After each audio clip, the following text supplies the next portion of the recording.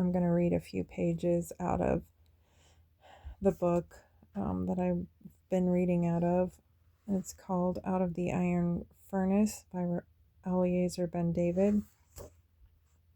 And it's talking about the Exodus. It's talking about the bondage of the children of Israel in Egypt and the plagues and things like that. Anyway, this chapter talks about how they became enslaved. Chapter 1, the beginnings of bondage. The character of ancient Egypt. As we embark upon the comparison of our own age with that of the Exodus, we immediately encounter a crucial question. What can we possibly learn from the condition of the Jews in ancient Egypt?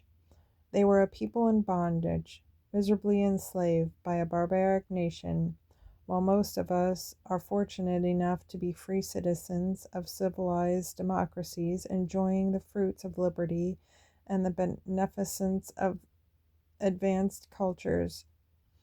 The question is a valid one, yet the very premise that our ages are so far apart in character stems from a widespread misconception of ancient Egypt's civilization and the beginnings of the Israelite servitude. First and most important, let us examine exactly what kind of a country ancient Egypt really was. Archaeologists have unearthed a vast amount of detail on the Ramesside age in Egyptian history, which coincide with the exodus of the Jewish people from Egypt. All of the evidence points to a highly sophisticated, well-developed civilization. The Egyptians developed their own distinctive culture, which far excelled anything that man had achieved anywhere else, writes the noted Egyptologist Cyrus H. Gordon in exploring the home libraries of ancient Egypt. J. M. Plumley discovered that didactic treatises containing wise maxims and proverbial truths were very greatly to the Egyptian taste. Actually, we do not need archaeologists to tell us of the highly civilized character of ancient Egypt. If we read carefully at the beginning of the book of Exodus, we cannot help but note that even after Pharaoh had decided that the Israelites would have to be enslaved or destroyed, he could not simply announce such a decree publicly. Instead, we find that he had to deal wisely with them, Exodus 1:10, and with wicked intent, Nehemiah 9:10. It is clear that the reason that Pharaoh had to deal craftily and in secret before he could openly enslave the Jews was that Egypt was too much of a democracy and considered herself too civilized for her ruler to suddenly decree slavery or death to an entire innocent people. How then did it all begin? We can best appreciate the answer with the halakha from Shula Aruch, the Code of Jewish Laws. Although there are 5 varieties of vegetables which may be used to fulfill the mitzvah of maror, bitter herbs, on Passover, the most desirable is romaine lettuce. The reason for this preference is that this type of lettuce symbolizes very well the bondage of Egypt. In the beginning, it is sweet, and then it turns bitter. So too were the Egyptians, soft in the beginning and hard at the end. The Talmud deduces this illuminating fact from the verse, and the Egyptians made the children of Israel serve Bafar with vigor. Our sages point out that the word Bafar can be separated into two words, Bafa ark, with a soft mouth. How did this soft mouth manifest itself? In what way were the children of Israel lured into bondage. Pharaoh's trap. The Midrash enlightens us. One day Pharaoh gathered together all the children of Israel and entreated them, "Won't you please do me a favor today?" Thereupon Pharaoh himself picked up a basket and shovel and began the work of making bricks. Whoever saw Pharaoh doing this work went to join him. Immediately the children of Israel went with enthusiasm and joined him in the labor. Since they were naturally strong and able, they produced an enormous amount of bricks. At the end of the day, Pharaoh appointed taskmasters over them and ordered them to count the bricks. When they had finished counting, he ordered, "This is the amount that you shall deliver to me every day." Rabbi Haim ben Attar, in his holy commentary, or Hahaim, goes even deeper into the psychological forces that helped to shape the beginning of the Great Bondage. It is self-evident, he explains, that even before the Jews arrived in Egypt, Pharaoh must have had many workmen, builders, etc. Egypt was already at the time the center of a thriving empire, where grandiose architecture was a prime preoccupation of the pharaohs.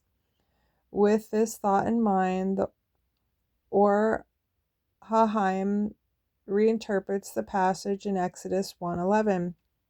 Therefore did they set over them taskmasters to afflict them with their burdens. The general understanding of this verse is that Pharaoh set Egyptian taskmasters over the Jews to ensure the completion of their work. The Or Hahaim points out that this method of enslaving them could certainly not be called "let us deal wisely with them," as the Torah records Pharaoh thought of it. Surely the assigning of cruel taskmasters upon an innocent people could only be thought of as barbaric and uncivilized. Therefore, the Or Hahaim concludes that the verse means that Pharaoh appointed the Jews as taskmasters over all people who had previously worked for Pharaoh. This revelation sheds an entirely new light on the genesis of the bondage of Egypt in Egypt. Manifestly, when the Jews first began to perform the work of Pharaoh or for Pharaoh, it was considered by many a great and unexpected honor.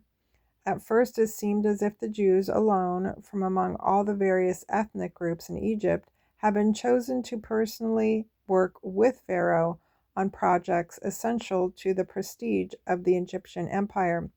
It seemed as if only the Jews were to be trusted with such sacred work, and therein lay Pharaoh's cunning and wise dealing.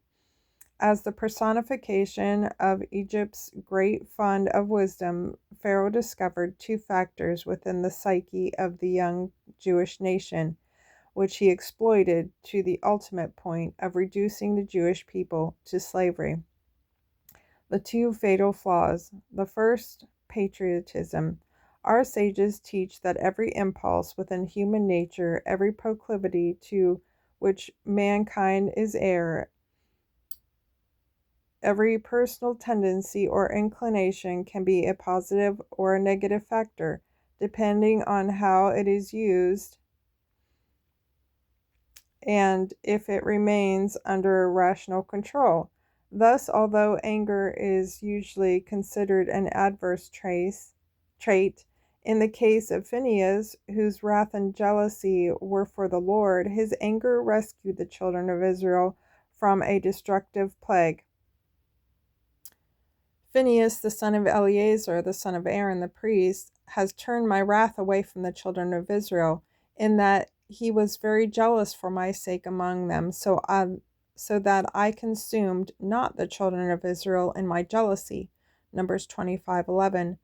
At the other extreme, we know that King Saul was destroyed by the exercise of mercy at the wrong time, and the Talmud even blames the destruction of the Holy Temple upon the misplaced modesty of a certain rabbi. Patriotism, too, is one of the traits which can be tremendously um, meritorious or totally destructive. Although our sages often praise the virtues of patriotism, they recognize that if taken to an unhealthy extremes, it can bring disaster in its wake. So it was with Pharaoh's request for the help from the Jews. If we re-examine carefully the midrash quoted above, we must notice that the special